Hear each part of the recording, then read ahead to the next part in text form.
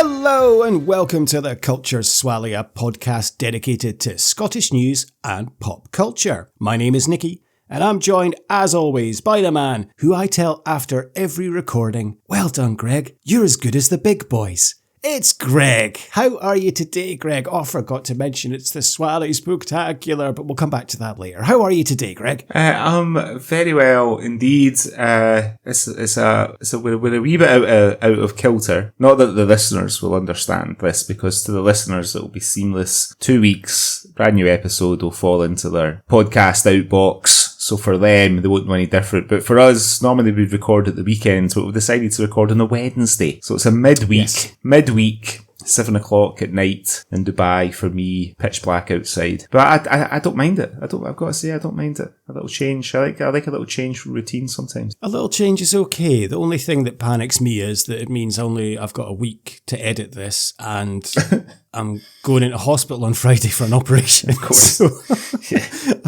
But the good news is it's only a day thing, so I'll be home on Friday evening and I will have to stay in bed for about 3 days. So it's perfect. I can sit and edit whilst I'm in bed. It'll be no problem at all. Give me something to do and save me from just because, I'll get bored of watching stuff and reading and stuff like that. So it'll give me something to do. So it's probably worked out quite well. Well, indeed. Do you want to tell the listeners what your operation's for, or it's not like... It's nothing embarrassing, I suppose, is it?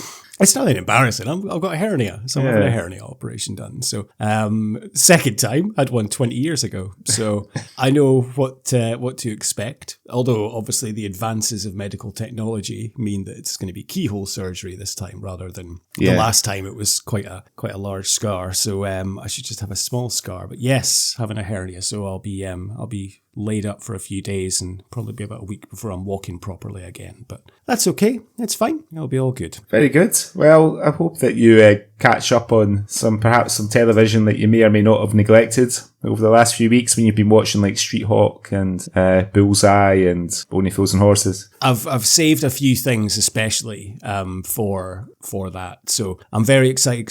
It's tomorrow. The Vince McMahon documentary comes out. So, is it tomorrow? I know what I'm doing at the weekend then. Yeah. So I'm going to save that and I'm going to watch Rebus. And there's that new BBC show about the night train. Yes. James Cosmo's in it. So so is what's her name from, completely forgotten her name, but she was in Two Doors Down and the Barbie film. Sharon Rooney. Sharon Rooney. Yes. Yeah. She's also... So, I think I'll watch that because I spoke to my sister a couple of nights ago, and it's one of those things that it's on weekly on the BBC, but they uploaded all the episodes onto iPlayer that night. So although only one episode's been shown in the UK, you can watch all 6 on iPlayer. Right. It's strange to do that. Anyway, they've watched all of them. So they said it's brilliant. So I think I'll watch that as well. And I've still got the last series of The Boys, and I've got the new series, the first few episodes of Only Murders in the Building as well. So I've got plenty of stuff to watch, and I'll have to watch whatever you pick next. Yes, indeed. For the Swally, and I'll probably end up watching what I'm going to pick. Next, and then so plenty of stuff to keep me entertained. Very good indeed. Well, I think it's time that we trolled through the tabloids to see what's been going on in Scotland. So as we're recording on a Wednesday, why don't we swap over? Shall we have a look at what's been going on in Scotland for the last couple of weeks? Cue the jingle.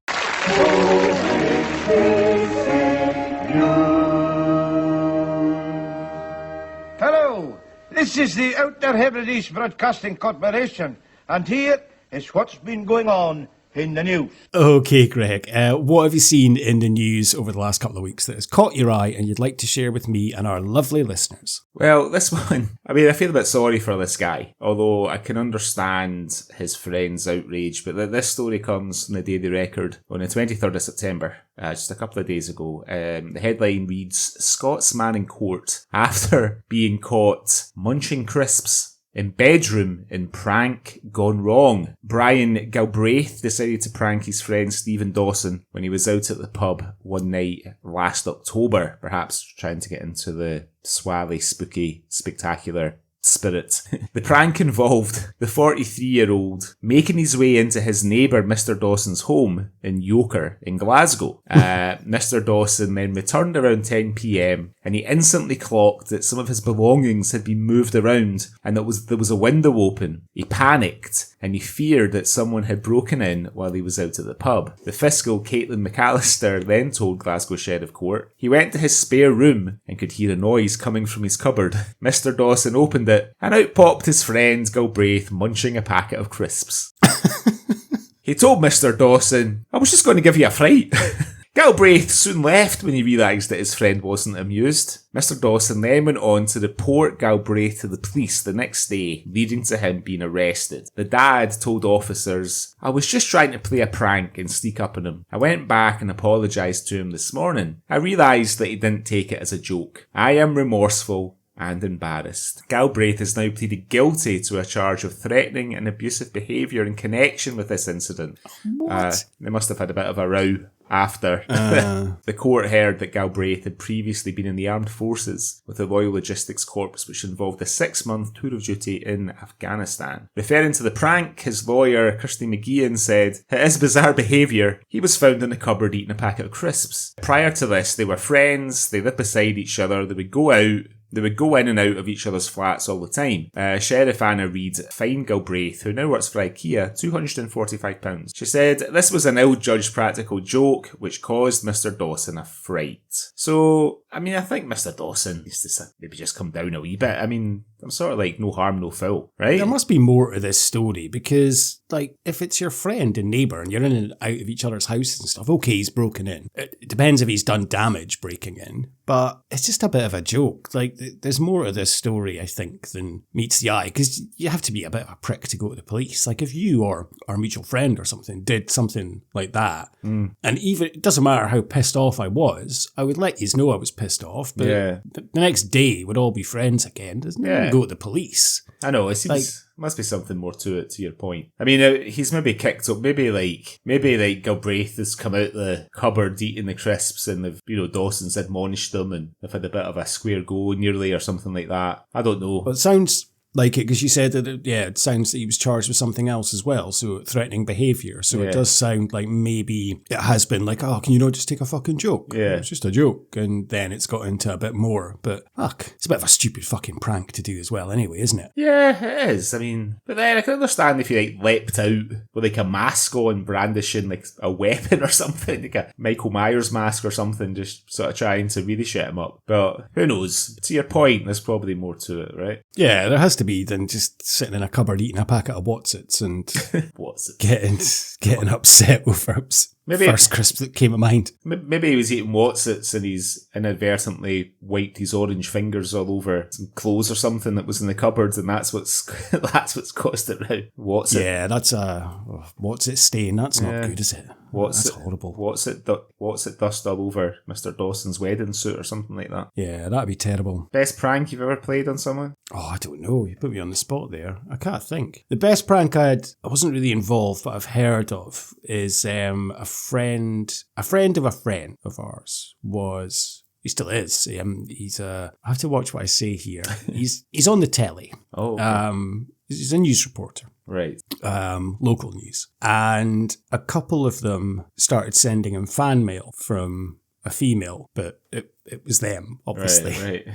And he was responding back to it. And this went on for a few months. And then they'd sent in a photo of some girl they found on the internet and arranged a date. And then he walked into the pub and they were all there and laughing at him, which, it's maybe a bit of a bad prank because I think he got quite upset, but I wasn't really involved in that. I can't think. We've probably played a few good pranks on each other over the years, but I'm trying to think. What about yourself? You got anything? I was trying to think as well there. I did remember, one springs to mind. I might have told this on the podcast before, but I used to work with a really, really good guy called Colin. I won't mention his second, just in case he's still sensitive about it. But my late father was, as you know, a very keen hunter and fisher, and he was I was going out to my dad's after work one night. Works in the restaurant on Paisley Road, and my dad had a duck that he'd shot that another guy who we worked with said that he would have. He said he would take it home and he would pluck it and he would cook it. So I went to show it to Colin,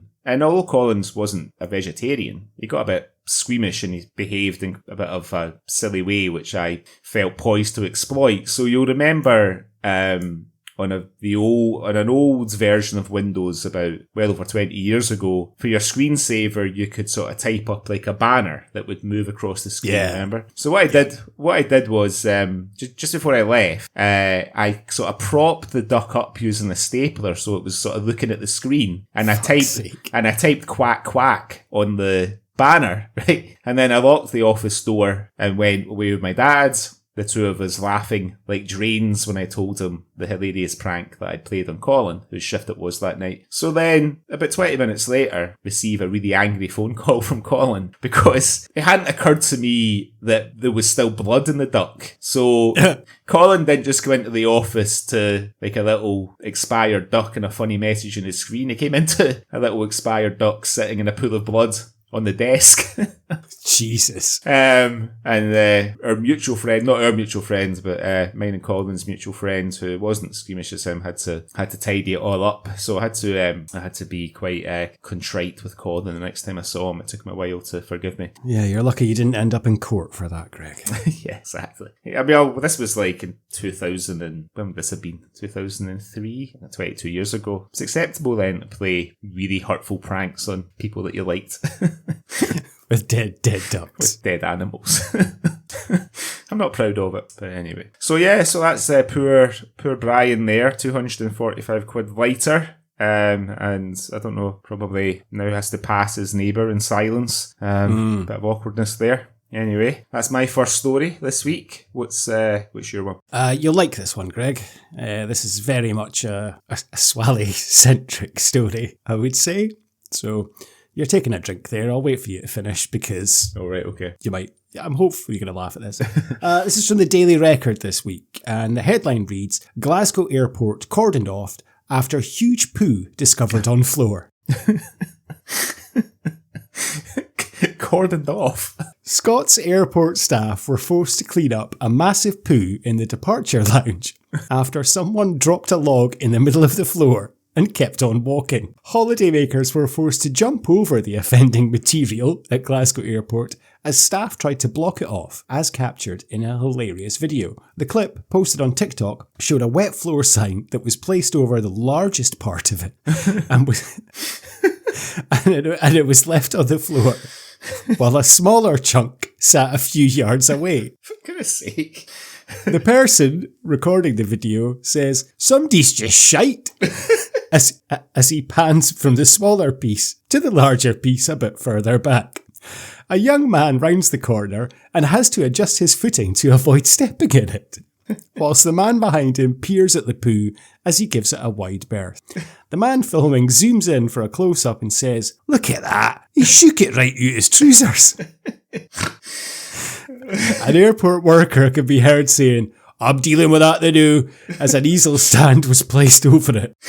The man videoing continues after the wet floor sign was placed over the biggest piece. "Somebody's full on took that straight out their trousers. Look, there's a cordon round it."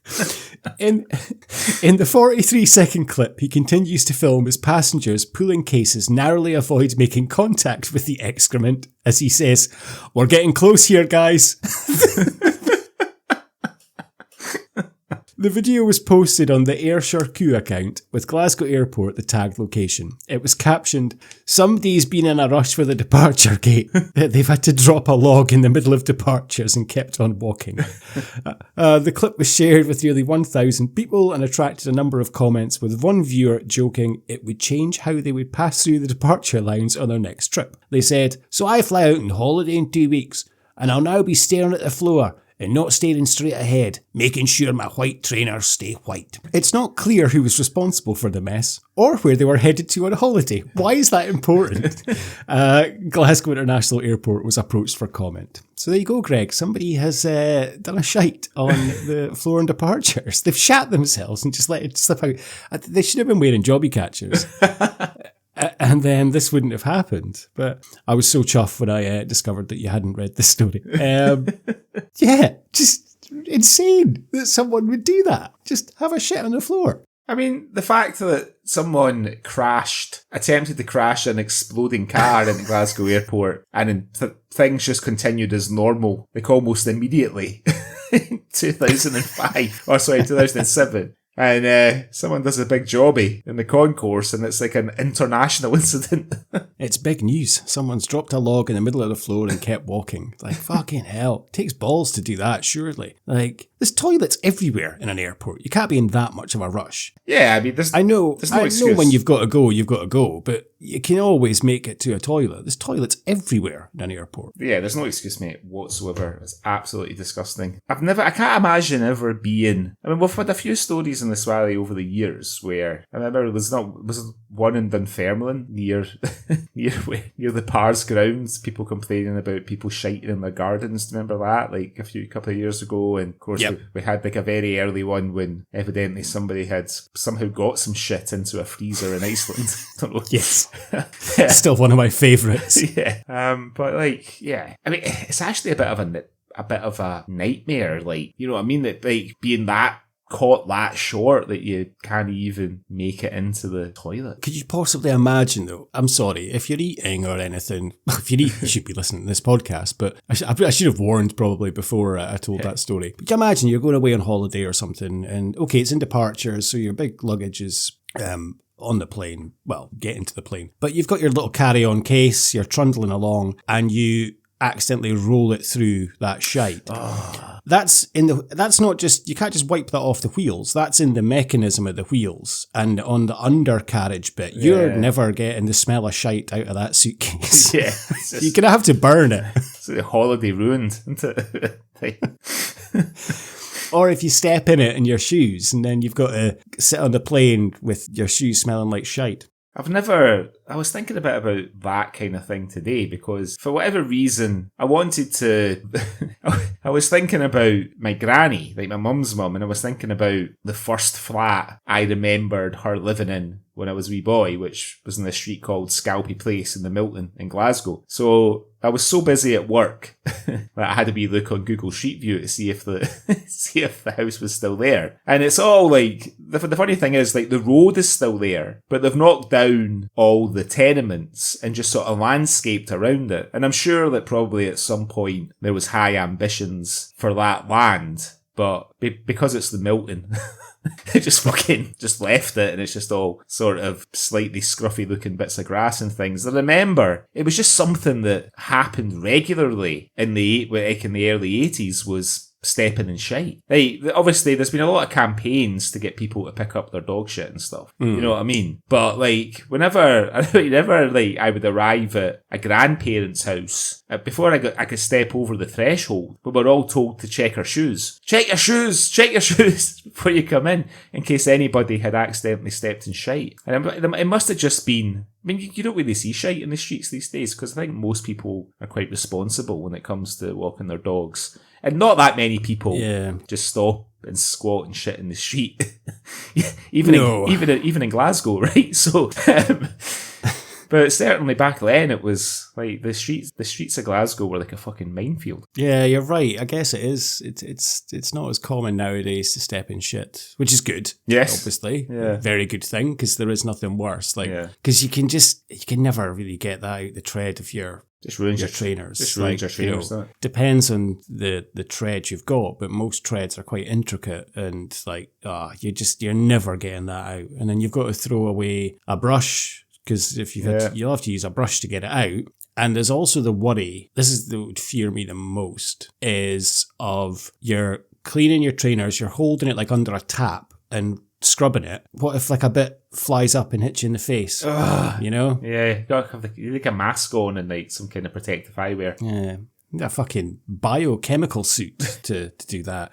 Yeah. I think you just need to. Well, there's a podcast that we listen to, and I think the presenter regularly tells the story that he'd stepped in dog shit and came home and he'd stepped on his doormat, and he's like, I threw away the trainers and the doormat. Like, yes, you're right. To buy like £100 to get a new doormat because it's just, I guess, I just couldn't have it anymore. Yeah, absolutely. So, it's just no one understands just how life altering stepping in shit can be. Throwing your best trainers out. But yeah, thankfully, it sounds like nobody stepped in this excrement in the departure lounge at Glasgow Airport. So they'd covered it with an easel and a wet floor sign. Yes, a wet floor sign. The largest part. There was still a smaller part left uncovered. I don't know what happened to that. It was fucking massive.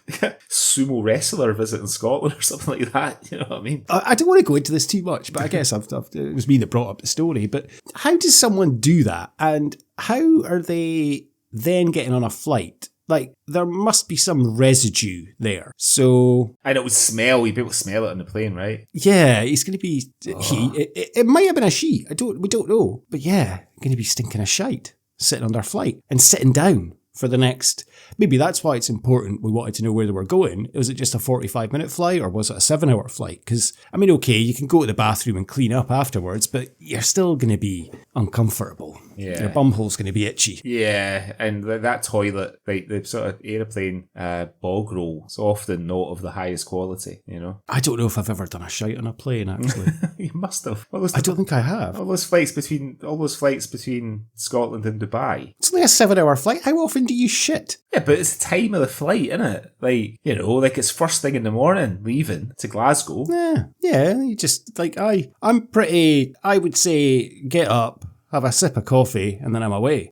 Are you really? Yeah. I'm not really like that. I'll get up, first sip of coffee, then I'm straight to the toilet, then that's me done, yeah. I'm a bit of a mid-morning man, you know? Okay. Yeah. I see. Usually my coffee has to go down a little bit before the reaction happens. Well, there you go, Swally listeners. Now you know the bowel habits of Greg and I. Yeah, so if another peek behind the curtain there. If Andrex or Charmaine or anything would like to sponsor us, you can get in touch with us, cultureswally@gmail.com. Yeah. Okay, Greg, what's your second story this week? Well, this is like another, it sort of rings of some early stories when we were but young, swashbuckling podcasters as opposed to the mature, wise, statesmanly podcasters we are now. But this one just reminded me of those heady days. So it comes from the Daily Record today. The headline reads, blundering Scot caught with £14,000 worth of cocaine after leaving fingerprints on the bag. Kieran Ramsey, 19, although in the picture he looks about 14, answered the door to the police and let them in, but then ran away when they started to look around the property. Officers found a bag of cocaine sitting on a shelf, and when tests were carried out, it was found to contain nearly 150 grams and belonged to Ramsey. Ramsey of Primrose Crescent in Perth, in case anybody's looking for a wee dunt, admitted being concerned in the supply of the Class A drug when he appeared at Dundee Sheriff Court. The court heard he handed himself in days after fleeing, but then he fell asleep during a phone call to his solicitor because he'd smoked so much weed. God. The fiscal deputy, Joanne Ritchie, told the court, police got a call from an anonymous member of the public about an ongoing party and potential drug dealing. Officers attended and they could hear music coming from within.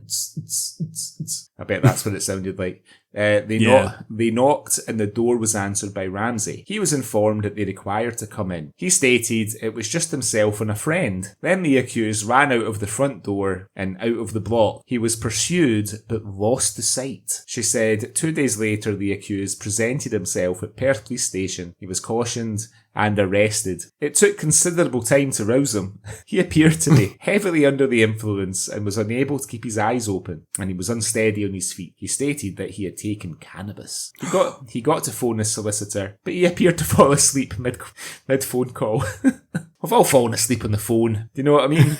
Maybe not to Not a solicitor. Yeah. Sheriff George Way deferred sentence for reports to be presented to the court on the 23rd of October, and Ramsey's bail was continued. So that's it. Short and sweet, but it just made me laugh. I don't know what he thought was going to happen, because obviously he's got a big bag of powder there. His fingerprints are all over it, and he's thought to himself the best thing he can do when the police arrive is let them in, then run like fuck.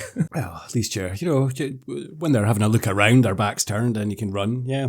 Yeah. We've all fallen asleep on the phone. Have you fallen asleep on the phone before? Yeah, I was thinking after I said that, I was thinking, have I fallen asleep on the phone? And I have. I remember, I had separated from probably my first serious girlfriend. So we'd been together for a couple of years, and we had lived together for about 9 months or something, but it obviously wasn't to be. So I broke up with her, and I moved in with my pal Dale, who you know, in the Galleria. And we were out a couple of weeks after. Him and I were out one night a couple of weeks after we had moved in together. And she was in a pub. She was in the illicit still. I didn't see her, so I went to the toilet, and Dale went to the bar. But Dale, when he saw her, came to the bar and said... Here. Oh shit, you have to bleep that out. I'll bleep that out.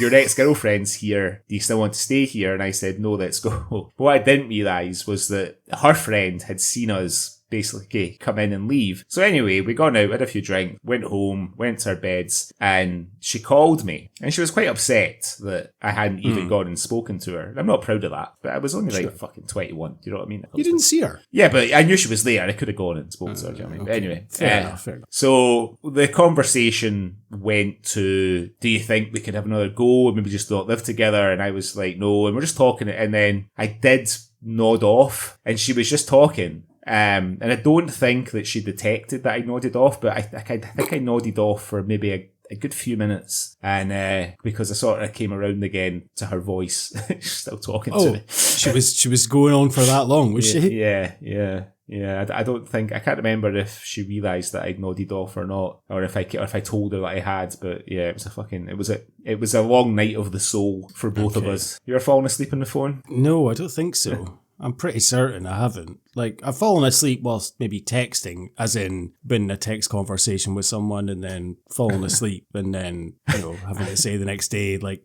sorry, I fell asleep, but nothing. I know a time that you fell asleep at an unfortunate time. When was that? When you were masquerading as one of the Aberdeen first team and you fell asleep in your bathroom. Yes, I did. Until the next morning. Fuck it. Should I tell the story? Yeah. Fuck it. Why not? Yeah. I've been out one night. I used to tell people I played for, I must have only been like 22, 23 or something at the time. And when I used to go out, I used to tell ladies that I played for Aberdeen. And sometimes it worked, sometimes it didn't. And one evening at work, I took a young lady home. We were in the bedroom just having fun, and then I went to go to the toilet, and I sat down to have a pee because I was a bit drunk, and I was like, I'll sit down, have a pee. And the next thing I knew, it was about 7 hours later. Woke up in the toilet, I'm not going to lie, covered in piss. And had to have a quick shower and then go back through to the bedroom. She was asleep and she was like, where were you? I was waiting for you. And I was like, oh, what can I say? Like, oh, I had a phone call or something. I was like, I fell asleep in the toilet. I'm so sorry. I got called to some emergency night training. I feel bad for her. What if she needed to use the toilet in the night? Because obviously it was occupied. What was the name of the player again that you tended to be? Ricky Foster. Ricky Foster. Just imagine if, like, the next day in the front of the Evening Express or something, Aberdeen's Ricky Foster falls asleep in toilet, leaving girl unfulfilled or something like that. You'd be like, what? It's okay. No, never. No, I made up for it in the morning, don't worry. after I'd showered. I don't think that's going to be headline news in the Press and Journal, Greg. Well, it depends what else is going on. It'd be headline news in the Sun. Maybe not headline news, but maybe on page 4. What? Footballer leaves girl unfulfilled. I don't think that's going to make... I mean, unless it was a superstar, but no, Ricky Foster definitely wasn't at the time. Oh, well, never mind. It's all part of the journey of Nicky, isn't it? It is, yeah. It's all part of the journey. That's why I picked Ricky Foster, because it's so close to Nicky. So sounds similar. Oh dear. Anyway, that's old Kieran. Sure, he'll be doing some time at His Majesty's pleasure for 14 grand's worth of chalk. But that's my second story. What's your next one this week? Well, speaking of the headlines in the Press and Journal, my next story is from the Aberdeen Press and Journal last week, Greg. A laughing yob who flooded his flat and the one below him told police officers he wanted to make a slip and slide. Jamie Wallace, 19, blocked his bath with a latex glove and ripped up the bathroom's waterproof flooring. The overflowing water saturated the wooden floor underneath the tiles and formed huge pools in the hallway, dripping quickly through the ceiling of the flat below. Both flats in the accommodation on Uckert Road had to be vacated because of the extensive water damage. Fiscal Dispute Brooklyn Shaw told Aberdeen Sheriff Court that at around 5:20pm on September the 23rd, 2003, Wallace was seen to enter a communal bathroom at the block. Sounds of a disturbance were heard, and once Wallace left, staffs investigated and found significant damage and mess. One of the toilets had been damaged, and he had also thrown bleach and fairy liquid all over the floor and even the ceiling. When staff went up to confront Wallace about the damage, they noticed there was a significant amount of steam within his flat, as well as the sound of water running and the smell of detergent. Miss Shaw told the court, the member of public who lives below the accused had fresh wet patches on his ceiling that were dripping, indicating a leak coming from the accused flat. Staff suspected Wallace was deliberately flooding the property, but he refused to let them inside and could be heard laughing behind the door. Police were called, and officers gained entry to the flat to find the hallway flooded with large pools of water. Water-resistant tiles in the bathroom had been ripped up, exposing wood, the plug hole in the bath had been blocked with blue latex gloves, and Wallace provided various inconsistent explanations to the officers. First, he told them he had forgotten the bath was running. Then he claimed he'd slipped and fallen, causing the water to splash out of the bath. Finally, Wallace admitted he wanted to make a slip and slide. Finally, he admitted. He continued to laugh throughout the interaction and asked if he was getting lifted for a bit of water. Due to the flooding, both Wallace and his downstairs neighbour had to be rehoused. Wallace, whose address was given at Uckert Road, Aberdeen, pled guilty to a charge of malicious mischief over the matter. He also admitted separate chargings of behaving in a threatening and abusive manner, shoplifting, threatening a shop worker, and breaching bail conditions. Fuck's sake. Defence agent John Hardy says his client's behaviour had been unpleasant and antisocial. Dealing with the case altogether, Sheriff Lindsay Johnson fined Wallace £1,690. So poor guy just wanted to make a slip and slide. Like... I'd have thought the bathroom tiles would have been better, or the bathroom lino would have been better than the floorboards. The wooden floor. Unless he was going to put down bin bags or something. Like, he put down the fairy liquid and stuff. So that's, you had the water, the fairy liquid. But yeah, he should have... You're right, the linoleum would have been better than wooden floor, unless he was planning to put down bin bags, because that would be good. You ever been in a slip and slide? No. I sort of worry that it would be slippy and slidey enough and I'll end up, like, scalping my hairy chest tummy, taking my nipples off or something. Do you know what I mean? What about you? Yeah, I can imagine. No, never. Yeah. I mean, obviously, been on water park and stuff. Yeah, that's fine. But never like a slip and slide, like a homemade one, no. No. Never fancied it, you're right, because it's got to hurt in a way. You're throwing yourself on the ground, and unless of course it's grass, but you've got to run at it a fair pelt to be able to do that. I don't know where he would have had the room to make that. To get a good enough run up. Yeah. Doesn't sound like there's a lot of room there to make a proper slip and slide. So I think that's the first place he's gone wrong. Yeah. Second place is obviously flooding a communal bathroom and And the third is ripping up the linoleum, yeah. But yeah, poor Jamie, 19, just wanted to make a slip and slide. But I used to live at the bottom of Uckert Road. I used to live on Uckert Terrace. Well, not quite the bottom, because I think our mate, our mutual friend, he lived more or less right at the bottom of Uckert Road for a while, didn't he? Remember? I lived in those new flats in Uckert Terrace for a year when I first moved into Aberdeen. It's handy for the beach. For work at the beach, not for going paddling or anything like that. But I've seen online you can buy these it's a sort of slide that you kind of click together and it can go on your stairs. So you could basically turn your stairs into like a slide for your children. But they're quite steep, that's the thing. Like I've seen some kids absolutely pelting down them. And then of course you need something to sort of arrest your trajectory at the bottom as well, or you might end up going right through the front door. You've just unlocked a memory for me there, Greg, Right. that I haven't thought about that for years. I remember I must have been about 9, 10, and I was at my cousin's house in Cullen, and they had their staircase, it was like a double staircase, you know what I mean? So it wasn't a full staircase. It was maybe, I don't know, we're talking maybe 8, 9 stairs. Yeah. And I remember us taking all the cushions off the sofa and putting them at the bottom of the stairs. Right. And it was me and a few other cousins and just launching ourselves off the top of the stairs into these cushions and just having a fucking great time. That does sound like a good time. It was, yeah. It was a fucking great time, yeah. But the parents were there and laughing at us, so obviously they were like, it was perfectly safe.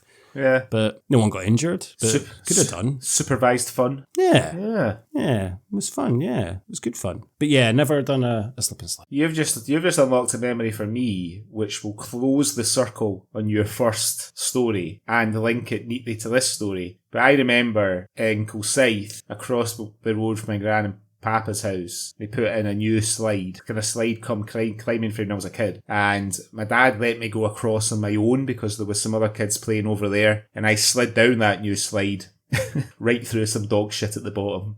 Somebody had either let their dog shit on the bottom flat part of the slide or somebody had picked up some dog shit and put it on the slide. However it got there, I slid right through it, and I had to walk back home with shit up the fucking side of my cords, so my dad was absolutely raging.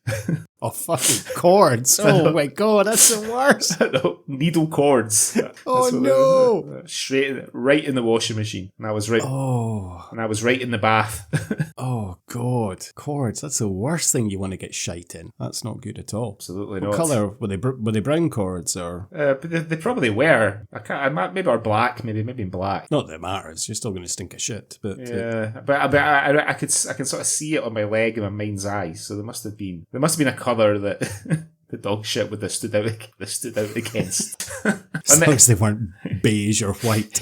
No, like nobody sent their kids out in fucking white trousers in the 1980s, mate. Just a fucking recipe or even light coloured trousers. It was just a recipe for disaster. Yeah. Neatly splicing your two stories together there. Yeah, no, wonderful. Thank you. Thank you for sharing. It's a wonderful little amalgamation of the two stories there.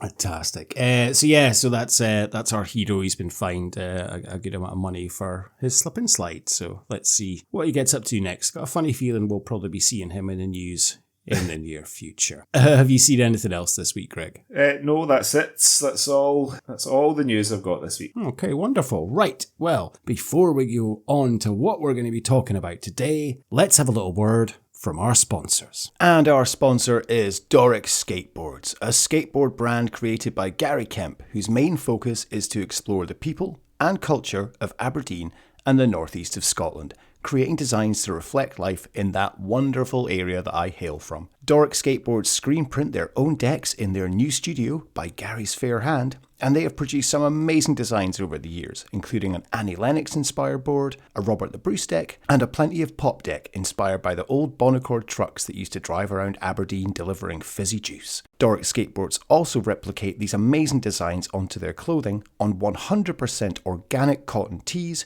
hoodies and sweatshirts, And they also produce beanies, caps, mugs, pin badges, and stickers. Gary regularly collaborates with local artists to ensure he brings the latest designs to the market, but always with a Doric twist, including the latest butt redesign based on the famous Aberdeen Breakfast of Champions and the beautiful Northfield Tower design, a love letter to the Eiffel Tower of Aberdeen. So check Doric Skateboards out for yourself at doricskateboards.com and follow them on Instagram at Doric Skateboards to see the amazing designs on offer. And we are delighted to be able to offer you 15% off as listeners to this podcast.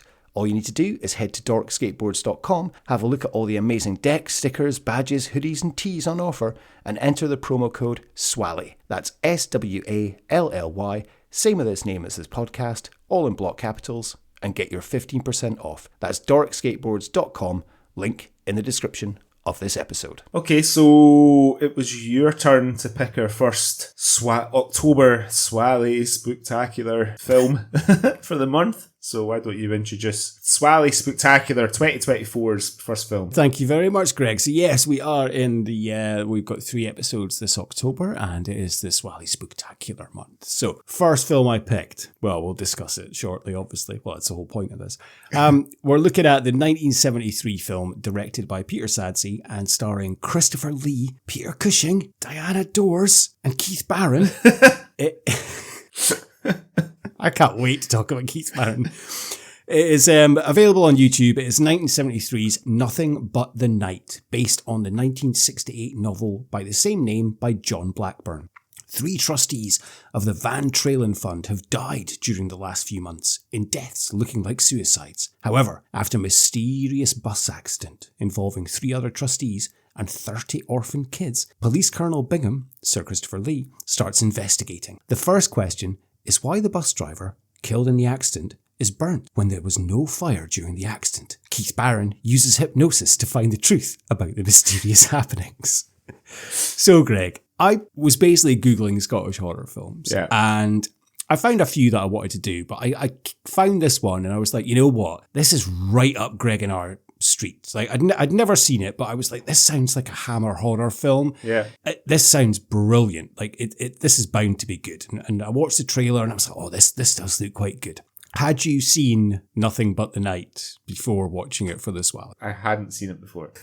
Never seen it before. And it is right up my street. I think I've mentioned on the pod a few times how I'm a big fan of like the Amicus anthology films and the Hammer films, the ones that aren't... I mean, I like the ones that are like the Dracula and the Universal Monster type ones, the Mummy and Frankenstein and stuff, but I like the ones that are just sort of nasty.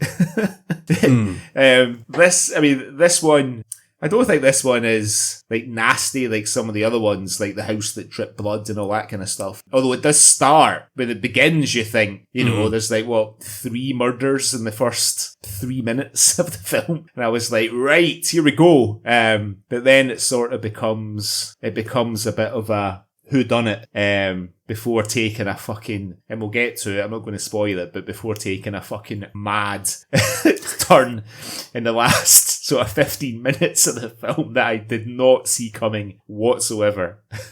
No, me neither. That's what I would, if I was to describe this film, as you say, the first 5 minutes are brilliant, really good. The last 15 minutes are just fucking mental. That's what saves this film. Like the middle bit, it's a bit much. There's too much, but we'll come on to it. There's a lot of Diana Dors just rambling through an island, eating an apple or a chocolate bar and stuff. It's like First Blood in terms of... She's like First Blood if Rambo was played by a woman in a Pearly Queen outfit. You know?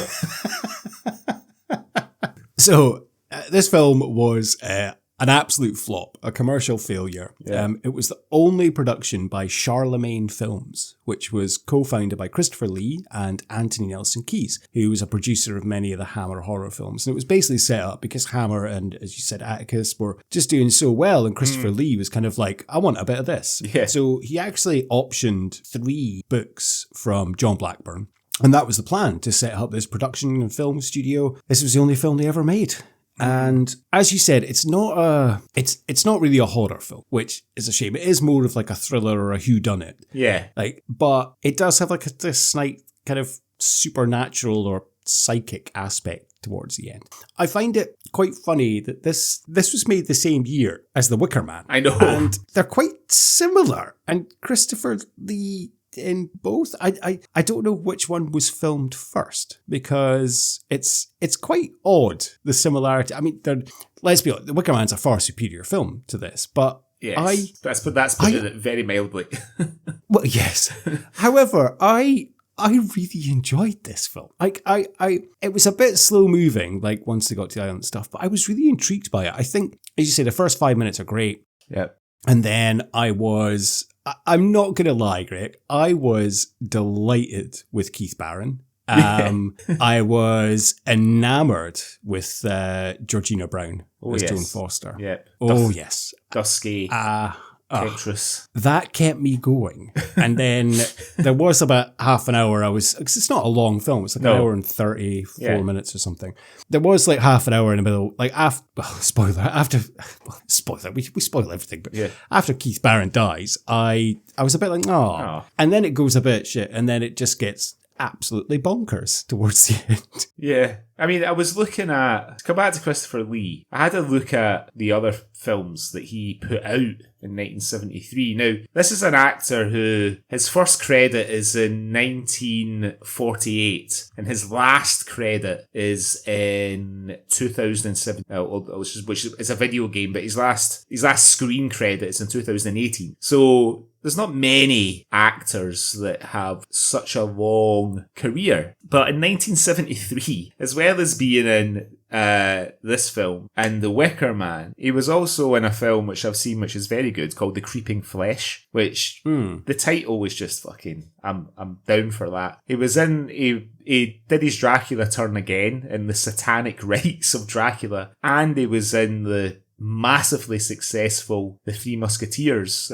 with like Richard Harris and all those guys. And the year after this was when he got to do his Bond villain in The Man with the Golden Gun. So it's just such a mad career, because he has something that's like critically acclaimed, like The Wicker Man, right? But then I think it says more about what the film industry in the UK was like at the time, and that, you know, like a lot of these films probably wouldn't have got much of a release anywhere else in the world apart from in the UK.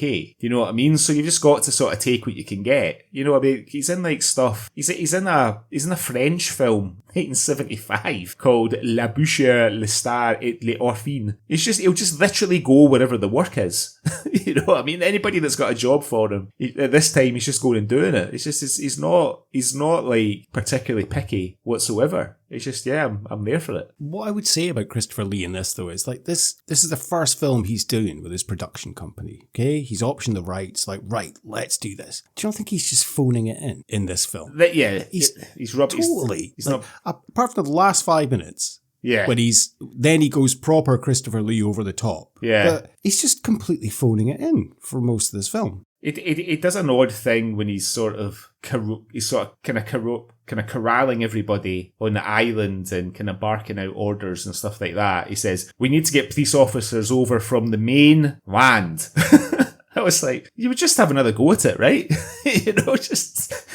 Did no one realise the danger these children were in? Police have been posted at Inver House. Not inside the house or grounds, sir. The trustees refuse to have the children alarmed. Chief Constable, I want every available man from the mainland. Inspector, you will organise local volunteers for a search. You will need at least one helicopter. Right, sir. You will allocate and brief the advanced sections. Would you also brief the party when it arrives from the mainland? Inspector, you will set up your control post outside the main entrance to Inver House. Stay there and maintain continuous radio contact. I want every inch of this island searched before nightfall. It's his production company who's trying to keep the takes down. The film was expensive back in those days. Well, I know you're joking, but I wonder if there's maybe a kernel of truth in that. Do you know what I mean? Like, it's... You know, he's maybe got his eye on, he's maybe got his sort of producer's hat on as well as his actor's hat. You know what I mean? And then maybe he's decided, to your point, in the last 15 minutes, right, I better look like I know what I'm doing here, you know, for the big finale. We spent all this money on a helicopter. Yeah. We need to fuck it. Yeah, we're gonna this done. We need to throw this little girl off this cliff on fire. Do The one thing, I'm not going to harp on with Christopher Lee, although I could spend an hour talking about him. But I didn't realise until I was looking through his extensive filmography that he's in Police Academy Mission to Moscow. So I know you're a Police Academy fan, right? 2 nights ago, I was flicking channels. I was about to go to bed and I was flicking channels and Police Academy 4 Citizens on Patrol was just starting. And I thought, I'll watch the first 20 minutes. Watch the whole film. Fucking love Police Academy. Downloaded all the Police Academy films. Got my convalescence sorted next week. I've seen the first 6 so many times, but I haven't watched. I think Mission to Moscow is the only one I think I've only watched maybe once because it's so bad. Is that maybe the last one? So it's like 1994. Yeah, it's the last one, yeah. I'd say 5, 6, and 7 are the ones I've watched the least, purely because they're the ones Gutenberg isn't in. Right, so, yeah. But 1 to 4 I have watched. I couldn't tell you. Yeah. But I fucking love Citizens on Patrol. It's so good. There's some good stories about Christopher Lee bollocking Peter Jackson on the set of the Lord of the Rings films, because I think like Lee knew Tolkien or was close to him and knew the work really well or something like that, and obviously like Peter Jackson's vision perhaps didn't quite align with how Lee thought it should be done. He wasn't shy about telling him so.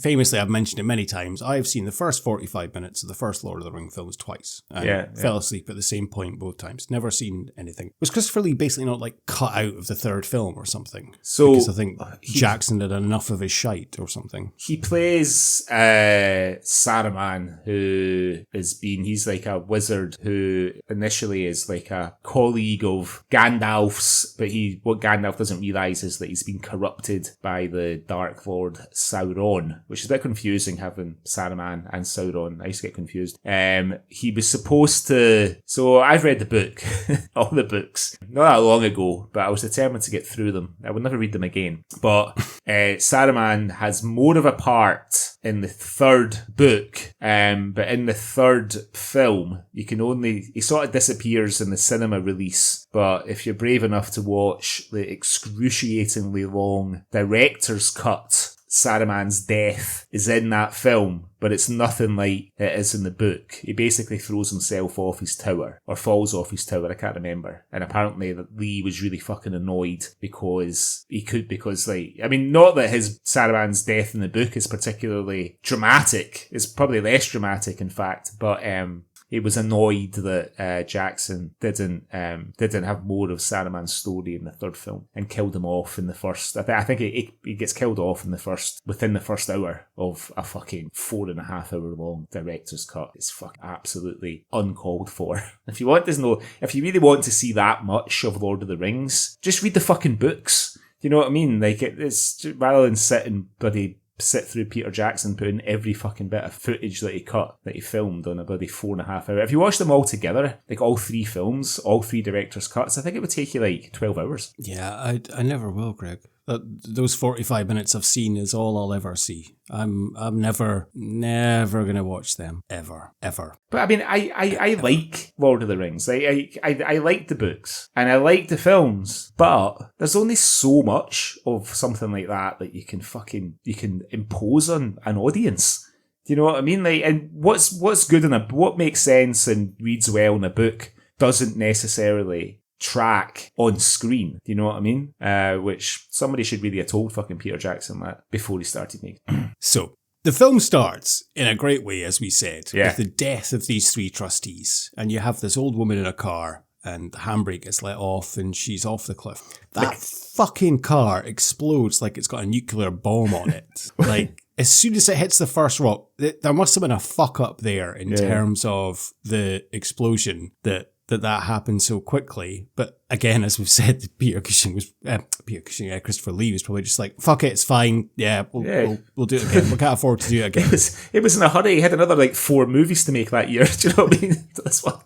I was just like, that car goes off. I can't remember what film was it we reviewed recently, and I said the car goes off a cliff or a hill and there's no explosion. And, what was it? Doomsday or something like that, was it? Someone definitely committed suicide. They drove off a cliff. Oh, themselves. it was Rebus. It was Black and Blue. That was it. Yeah.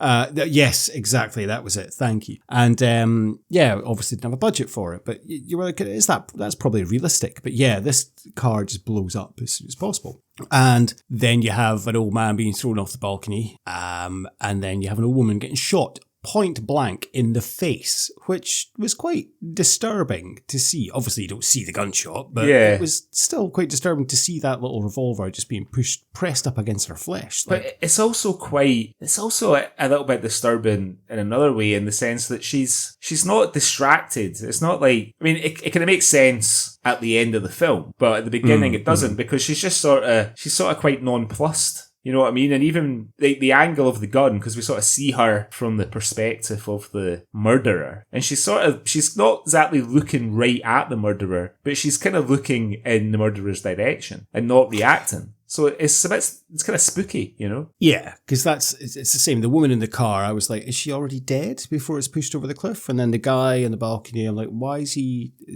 All three of them are kind of in a trance, it seems like, which is kind of revealed at the end of the film, which we'll come on to. So that it did make sense in a way. Yeah. But you're right. Then you're thinking, right, this is getting on to a good start. This is good. And I think then it goes to the bus, doesn't it? With Spooky Mary leading everybody leading everybody in a chorus of a never-ending amount of green bottles. I never want to hear that song ever again. After hearing it so much in this film, it did my fucking head in. The 10 green bottles. It was horrific. But yeah, Spooky Little Mary, played by Gwyneth Strong, aka, and I've been watched a lot of Only Fools and Horses lately. Cassandra. And it's mental to see her as this spooky little bitch, Mary. And you know something, she is great in this. Like she's really good. Yeah. But I think being on that bus would probably be the worst nightmare of my entire life. Like, I'm with the driver when he calls them noisy little bastards. Yeah. And then the poor guy, did it take you back seeing the driver just sparking up a fag? Yeah. He's driving all the kids. I remember going, when I lived in Barrow-in-Furness, we went to Trouville in France for 5 days on a school trip, and we took the coach. So we drove down to Portsmouth like the night before and got the ferry across. And then whenever we went, I think we went to Paris for the day, we went to Normandy for the day and stuff, and we were on the coach. And the teachers at the front of the coach and the driver were all smoking fags.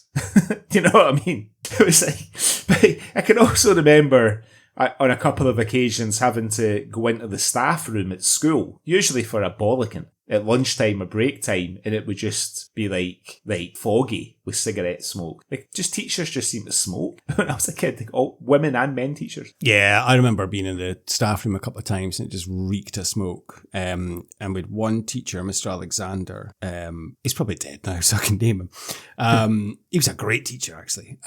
He used to... There was a bush just outside the school grounds. Right next to it, there was a bush that had like this clearing, and that's where everyone used to go to smoke. And he would come in there and have a fag with the kids. And if you were over 16, yeah, he would be fine with you. If you were under 16, he used to confiscate your fags. There's nothing you could do, and then that's probably how he fucking made his fucking fags. Confiscating what my kids. It was brilliant. Oh, I miss Mr. Alexander. He was great. And actually, he looked a little bit like Peter Cushing. Did he really? He did. Yeah, he was like tall, thin, grey hair. And I mean, Peter Cushing, his wig in this is just spectacular. Like, you can see him enjoying it. And my God, his cheekbones are just...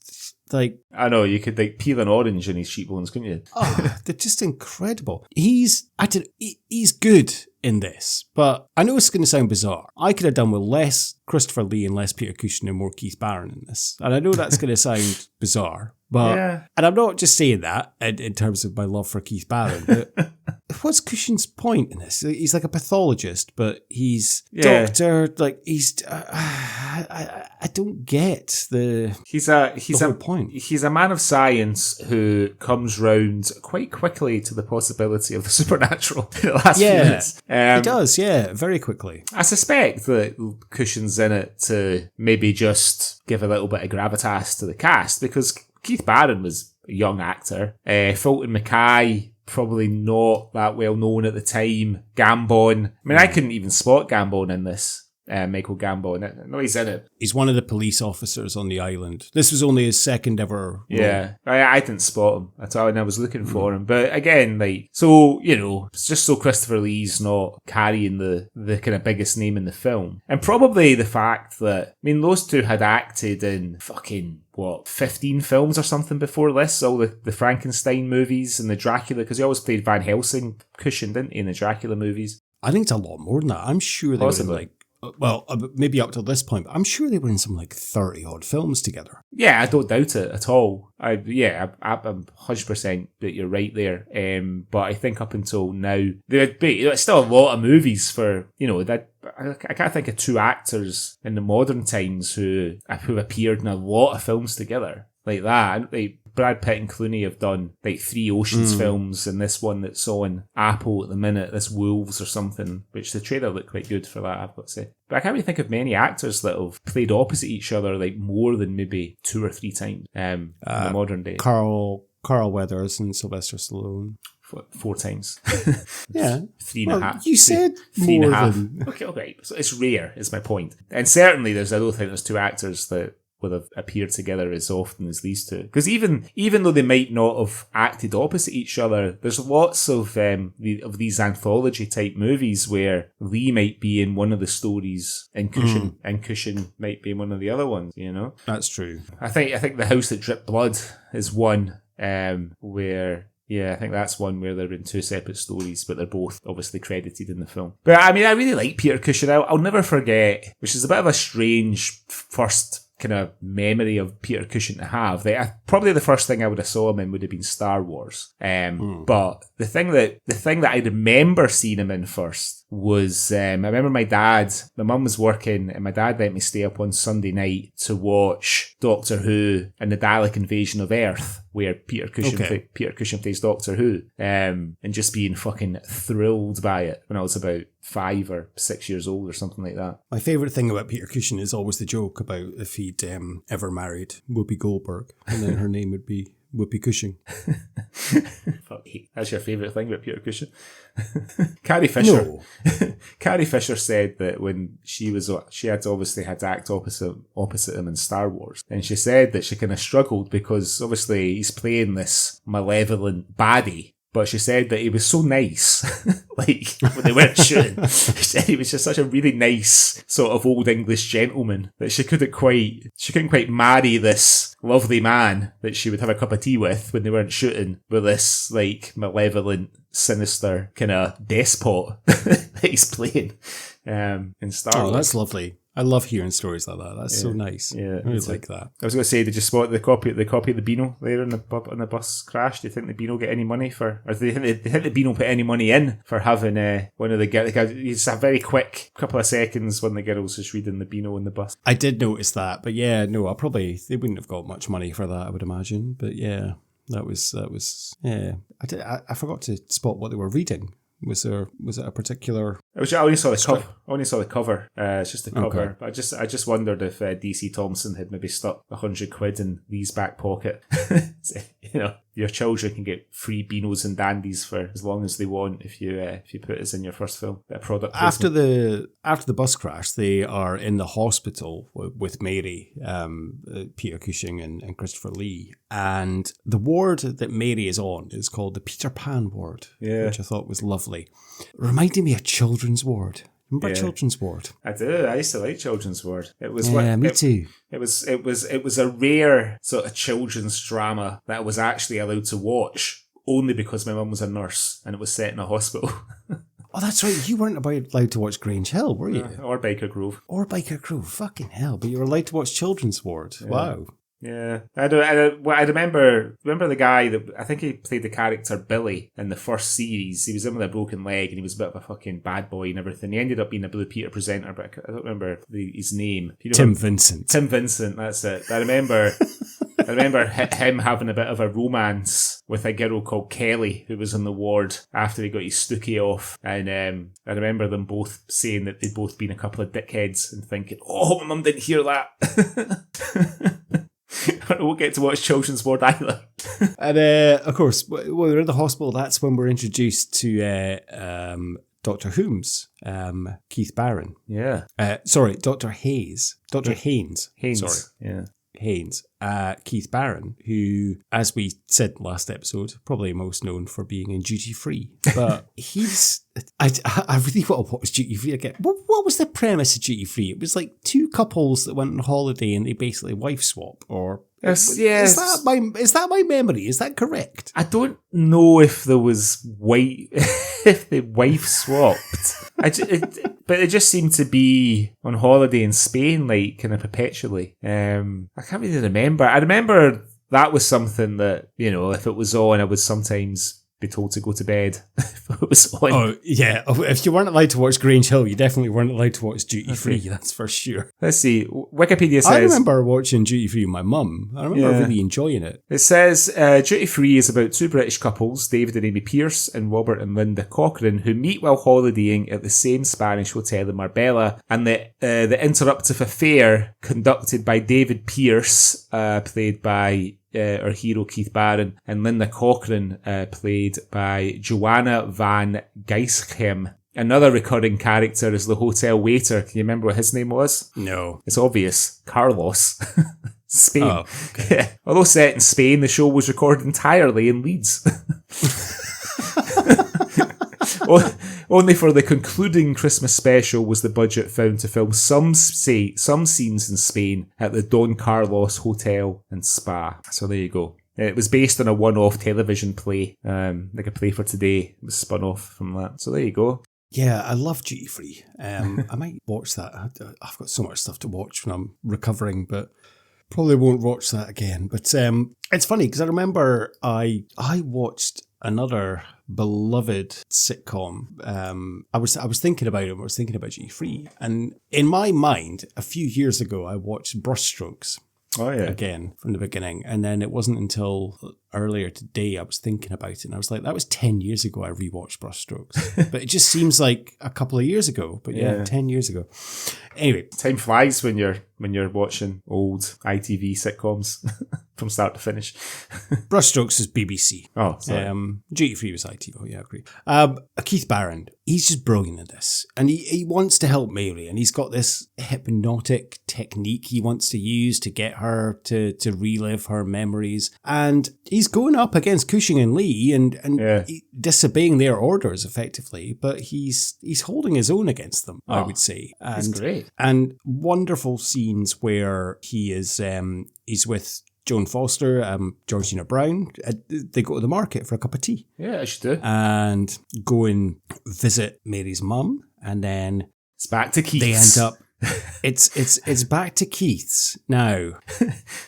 As soon as they go back to Dr. Haynes' place, let's just call him Keith. Go back to Keith's place. All of a sudden, this kind of sultry sax music comes on, and you're like, "Oh, okay, we're about to get things." And she mentions his sexy books. Yeah. And now we both own a lot of books, Greg. Nobody's ever said to me, "Oh, your sexy books." Has anyone ever said to you, your sexy books? Well, I thought it was because he had a lot of books about sex. That's why she said that. I don't have I don't have any books about sex. She then follows it up with like, "Oh, your sexy books," but then it's more about it's all about. I can't remember the exact term. I'll put the clip in. Yeah, but it's more about the kind of a body of the mind and stuff. Oh yeah. He doesn't have the joy of sex or anything laying out on his coffee table. No. She's referring to sexy books. He's not fucking 50 Shades of Grey lying there. I'm being a rotten host. What about a drink? Thanks. Coffee? Fine. Biscuits? No, thanks. All your sexy books. Yes. They're mostly technical.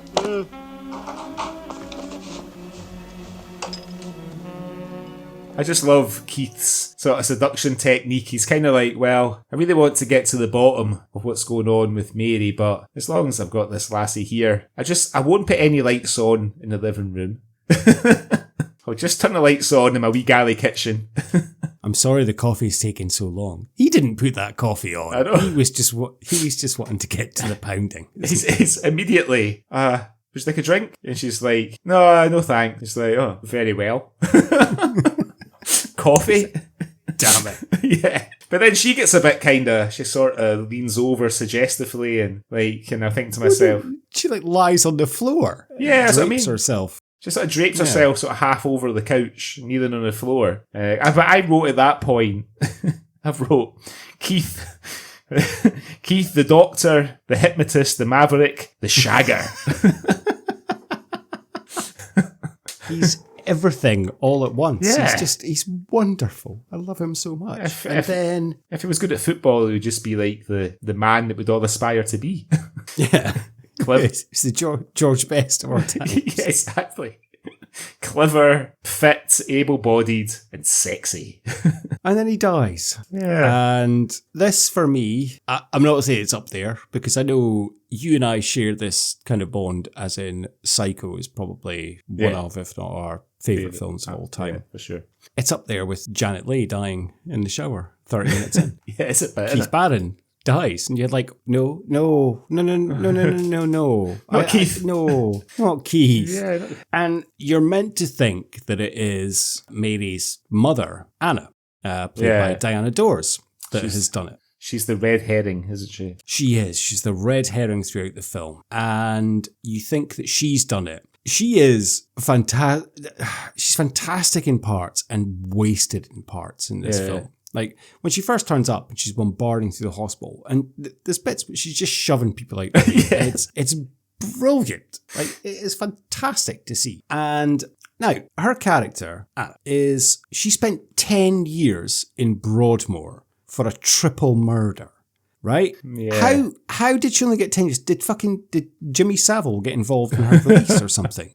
Like, how did she only get 10 years in Broadmoor? I know it was like it's 1973, so it would have been 1963. You wouldn't have got 10 years, you'd have got hung. But when was the last hanging? Yeah, well, Broadmoor is the Loopy Hospital, isn't it? So that's where that's where the Yorkshire. So like if she, I guess we're expected to believe that the only reason, I think the last hanging in the UK I know was a woman, and I think her name was Ruth something, and it was either the very early 60s or the very late 1950s. Okay, so probably just after hanging, but then still, like, as you say, Sutcliffe was in Broadmoor, and he spent all his life there. Okay, he did kill a lot more people than 3, but still, 3 people you've killed.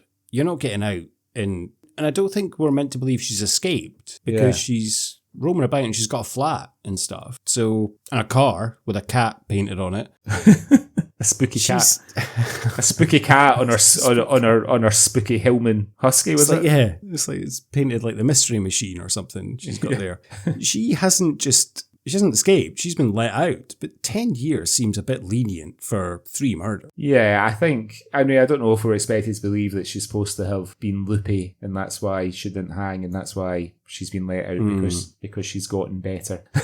Or is it because of her psychic powers that she has, that she's convinced people to let her out? I mean, I think they were so set on trying to make her on setting her up as the kind of red herring that they forgot to put any sort of credibility behind in her backstory, that she's got a psychic link with her daughter, who is really quite posh considering that she's supposed to be the daughter of a prostitute from the East End. Do you know what I mean? She's got that sort of typical, like, 1970s actress voice. Hello, Daddy. But is it established how old Mary is? Do they say at any point? I'm trying to think. She must be about, 11, 12? Well, that's what I put her as, yeah. So if she's been in Broadmoor for 10 years, then she wouldn't really have any memory. And she lived with her auntie for a while. And then went to this orphanage in Scotland. Yeah. So you would think she would have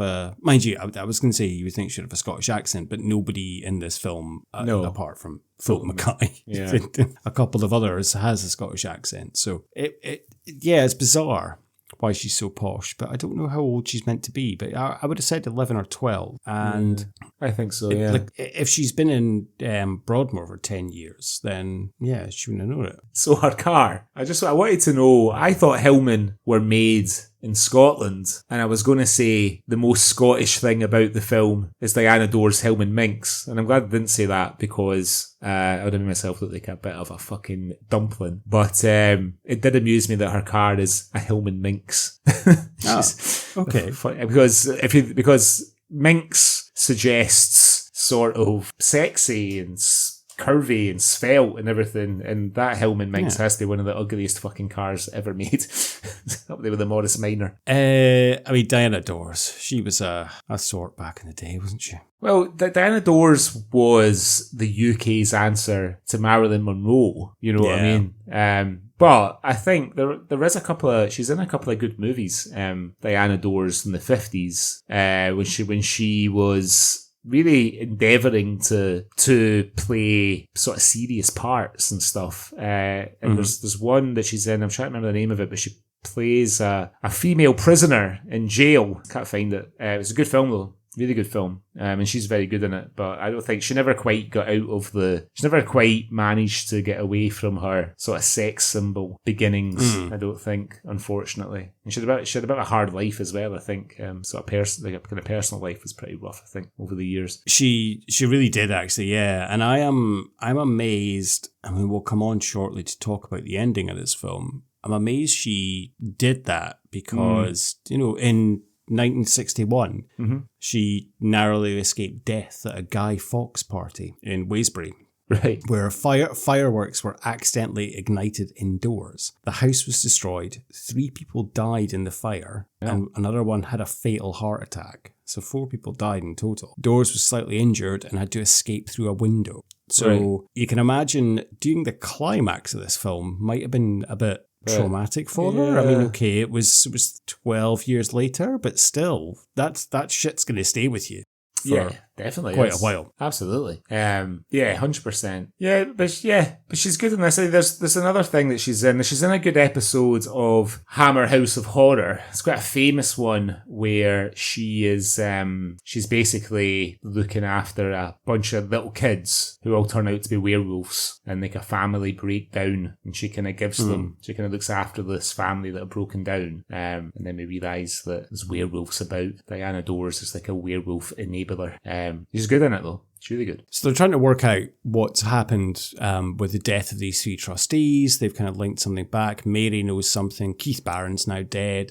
Foster is investigating things. Mary ends up back on the island of Bala, and her mother is off chasing her in her Hillman, but ditches it at the ferry.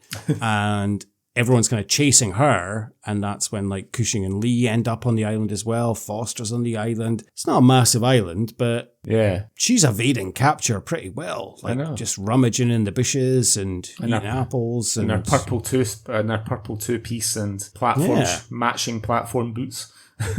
And then weird subplot with this Sydney child of 7 going missing, and he's That was something I wasn't kind of prepared for. And you forget sometimes that these old films could be a bit unflinching, when the kid's body's found and he's in a hell of a state. He's been like stabbed multiple times, and the reaction of the sort of islander local that finds him is probably quite genuine. You know what I mean? Because I guess it's what you'd do if you came across the body of a poor kid that had been murdered in the woods. Yeah, he's got a star carved in his head, and he was stabbed 32 times. As part of they think it was that's when I think it's Cushing. It's like it's a ritual murder, and that's when Crowley-esque the kind of witchcraft connection comes that Mary has been reliving events from 30 years ago and has psychic powers. So basically, these trustees are downloading their memories and things that they've lived into these new vessels. And that's why I guess the trustees have these glazed look on their faces before they die. Of course, we forgot to mention, like, there's another few trustees die on a boat that explodes, which,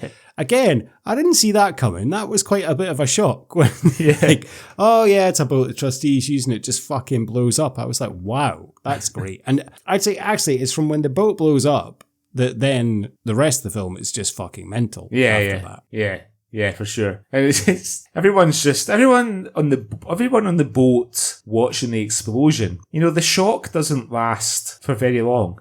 You know, like, oh my god, the boat's blown up, and then everyone sort of is calm and collected. And you know, and then it's just a case of, well, let's get down to business. Let's see if there's any bits of any bodies left and stuff. But it's the way that like Joan, she sort of discovers just through the fact that Mary uses the word scattergun. it's a scattergun, see? And some other sort of Americanisms, and she suddenly puts it together. She's the reincarnation of the lady who set up the orphanage in the first, or the children's home in the first place. And Peter Cushing, who's supposed to be one of the most eminent pathologists in the UK, and we know that him and Christopher Lee are incredibly at the top of their games because they just have a little dram in Christopher Lee's office at fucking 11 o'clock in the morning, apparently, because that's just what you did then.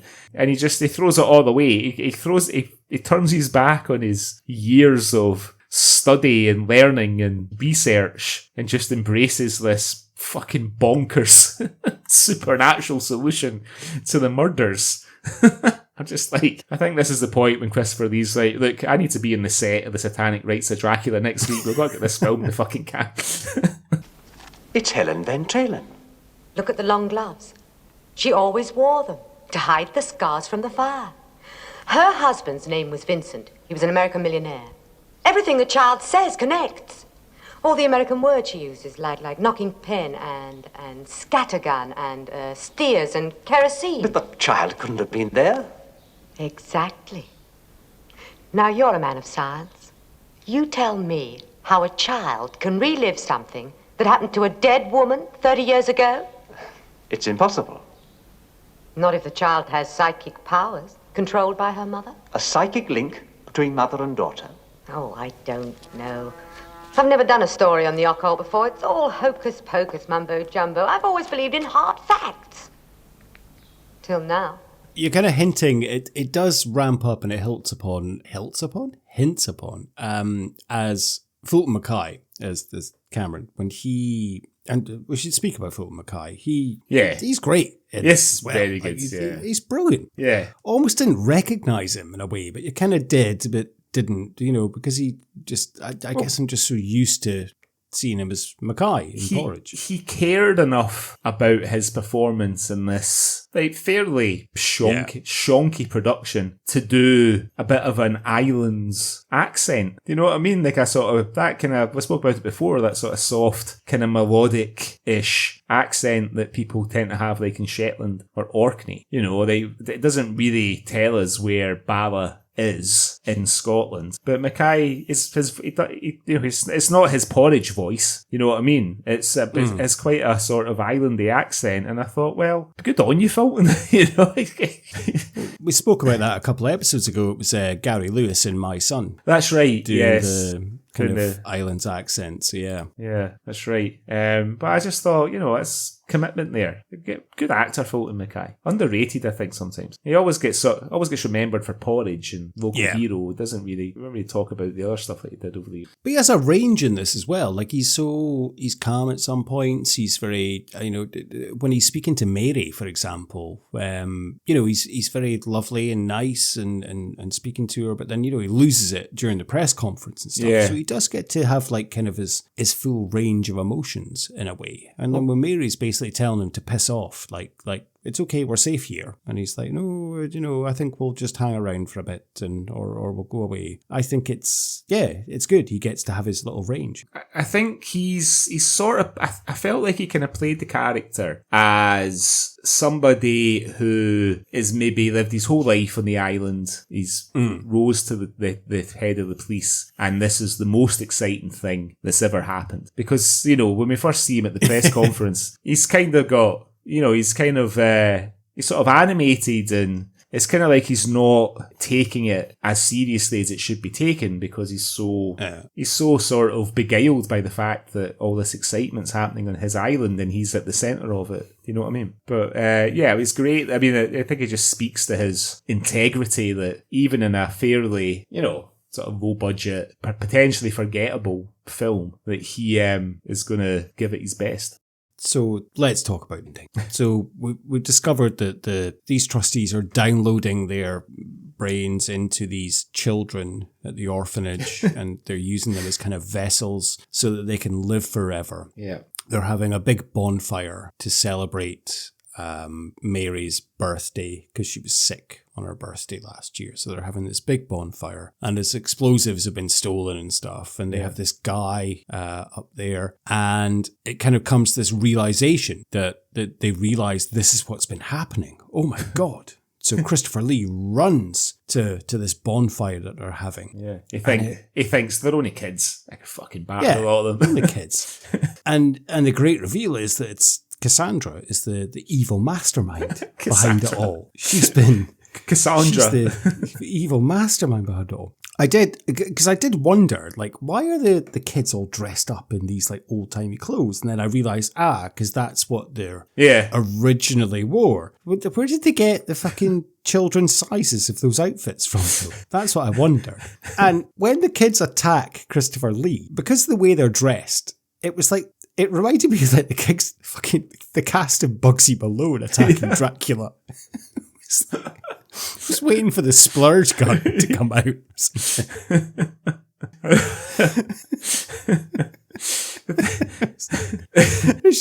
Cassandra's got her pearl necklace on, kicking fuck out of him.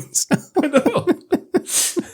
He gets the opportunity to join them as well. They're like, why don't you come on? They offer him the chance to join him, yeah. We'll find a kid for you to put yourself in. And he's like, no. I've never worked for the BBC and I never will.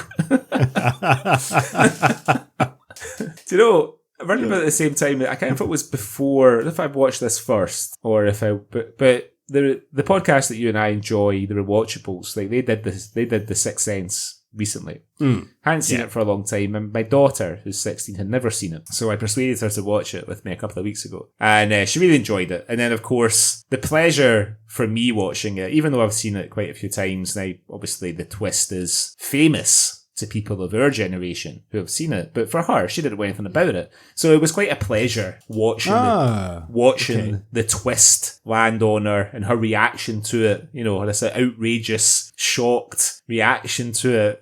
I was thinking to myself there, I don't know that she would necessarily get the twist for this film if I were to watch it, because the twist in The Sixth Sense, it's so skillfully sort of built up through the film, and it's so well done because it sort of demands that you go back and watch The Sixth Sense again and look out for the tells, you know. Yeah.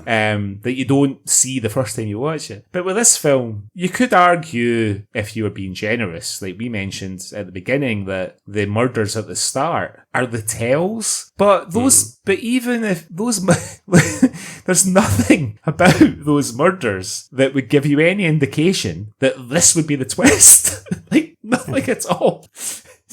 You know, they knew their murderer. That's pretty much all you could take from it. And that's if you went back and watched the murders again a couple of times, you know. I'm still bemused. How did Cassandra set fire to the bus driver? Like, how did she kill him? I thought the bus driver set fire to himself because the kids were all doing his fucking nutting. You know, but she says at the end, I killed the bus driver. I don't know. I'm not sure. Maybe she fucked up his lighter, maybe, or something like that. But like they say, like, oh, he just had like burn marks to his face. That's not enough to kill you. Look at Simon Weston, for example. Like it's like maybe he broke his neck when the bus crashed. Maybe. Yeah. It's not clear, and you're right. It's not really explained as to how it all happened. And so what? Did a kid let the handbrake off that woman? Did a kid shoot that woman in the face? Did a kid push that guy off the balcony? I don't know. It's still not really clear to me. Which I can't understand. It's not wrapped up for me. I don't know. But it's not been delicately handled, Nicky, not like The Sixth Sense. It's not been. And it's the best place to have an orphanage on an island right next to a massive fucking cliff that drops off to the sea. Because there's the big reveal that Cassandra is the murderer. She's murdered these people. The trustees have downloaded.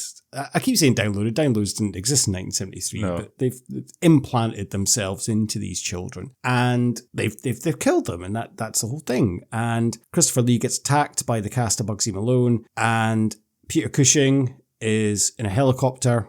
They're having this big bonfire, and the blades of the helicopter waft the bonfire onto Cassandra, and she gets set on fire. She curses everyone, and then just fucking jumps into the sea. She cries out, "I curse your cruel god."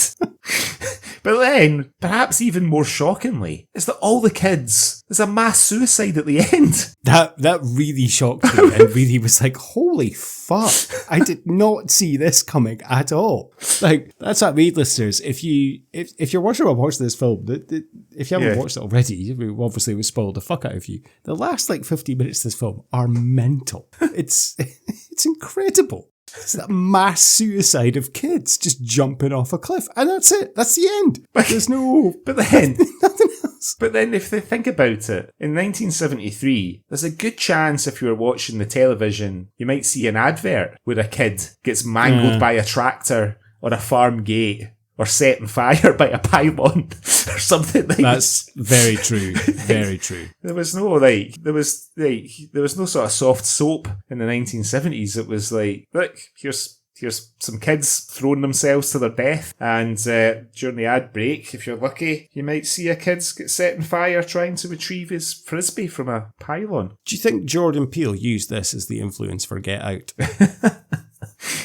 I'm being serious. It's basically the same story. It's just with black people instead of well, yeah, little kids. Yeah. Now you mention it, actually. I wonder.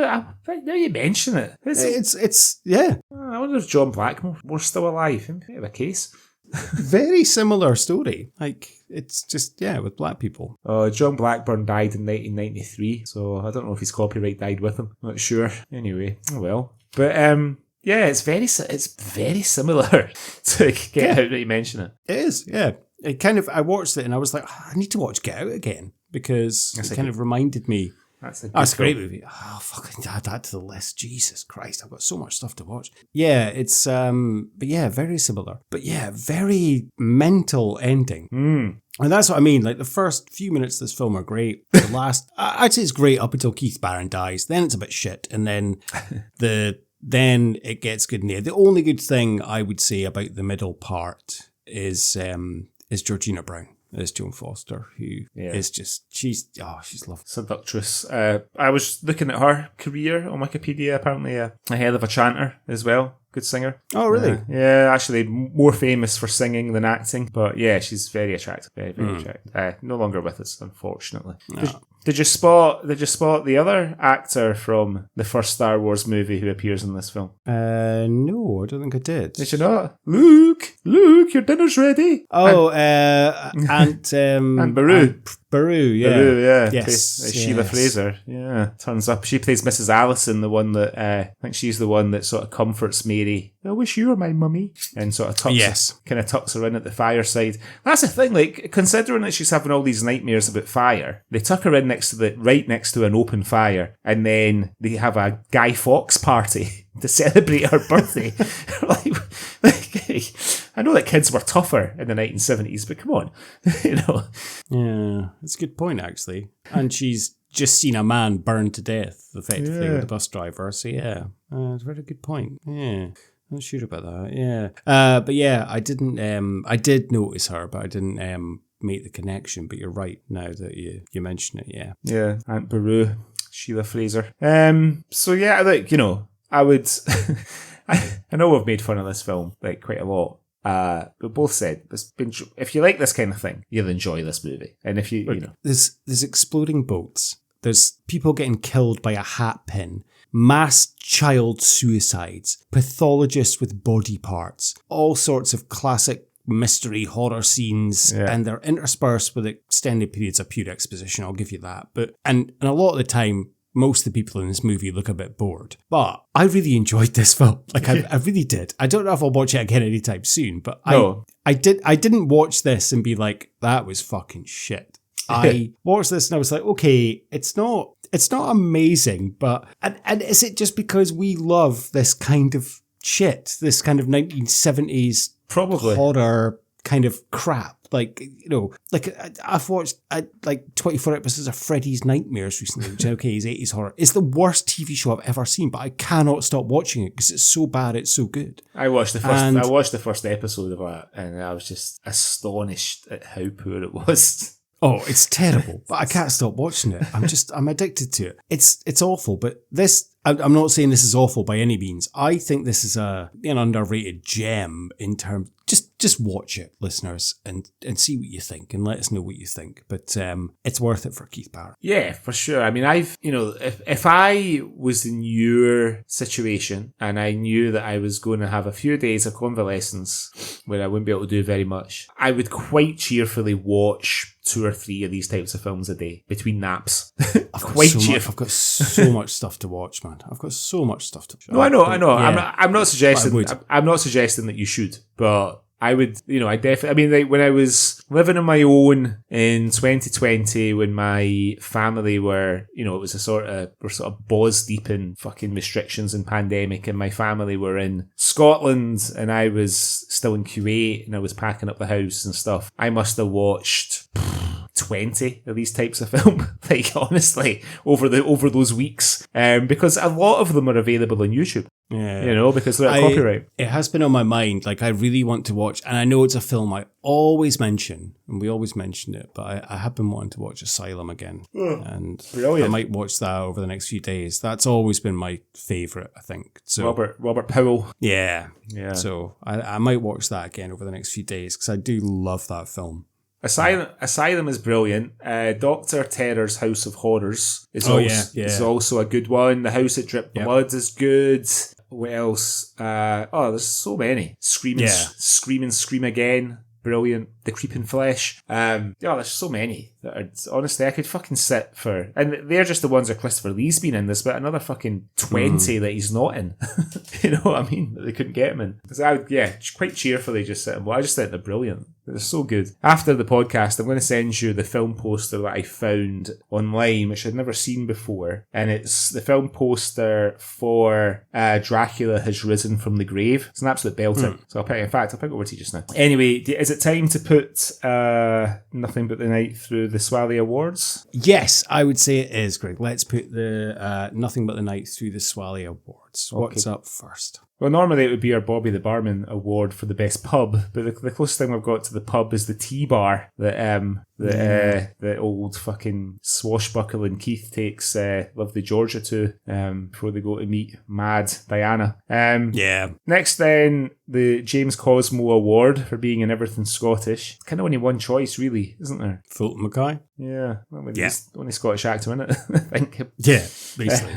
That's who I went for. The next award then, the Jake McQuillan Yartizoot Award. I thought there was a bit of a case for Cassandra just like sticking the boot into poor old Christopher Lee there. But I had 2 options. I've got Cassandra off the cliff, and I feel like guilty writing this after the story that you've mentioned about Diana Dors earlier on, but I've written Dors Fox, which I feel a bit guilty about now, when she's obviously tied to the guy poles. I love you're calling her Cassandra now.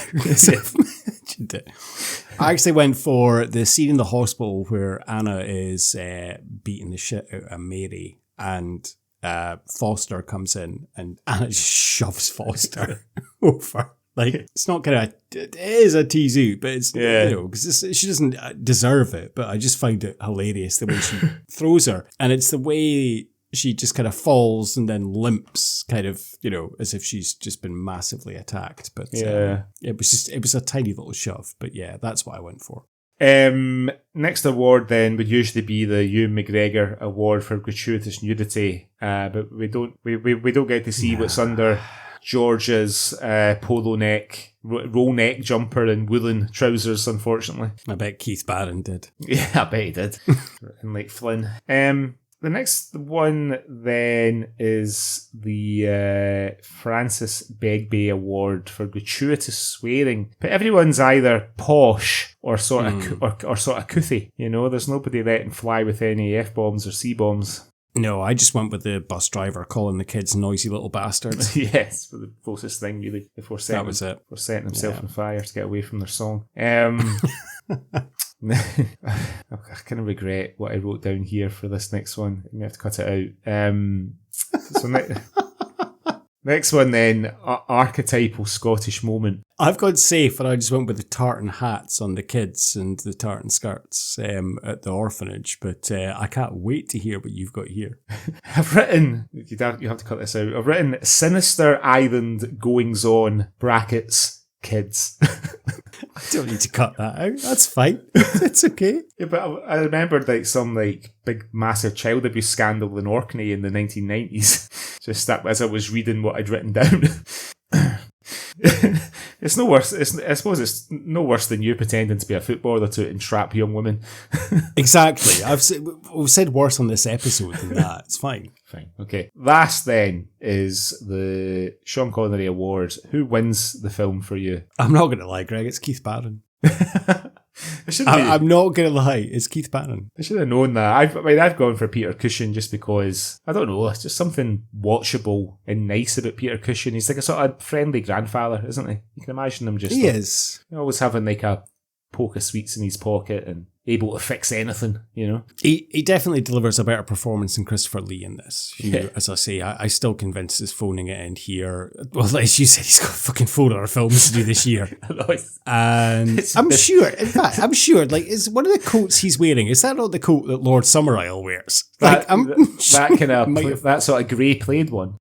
Yeah. Maybe I think he might have got confused and turned up from set to set one day and just put on the false moustache and been like, do you am I playing today? Yeah. Am I playing a colonel or Lord Summerisle? I can't remember. Or he's just nicked some costumes off the wicker bag. Save some money, Save money because I'm producing this bastard, so save a few quid. Keep the cost down. I mean, the plot is absolute nonsense. So, I'm taking a big gamble here.